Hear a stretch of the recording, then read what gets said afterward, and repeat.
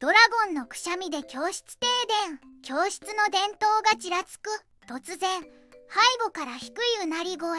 振り向くと、ドラゴンが鼻をヒクヒクさせている。やばい。と思った瞬間、巨大なくしゃみが轟いた。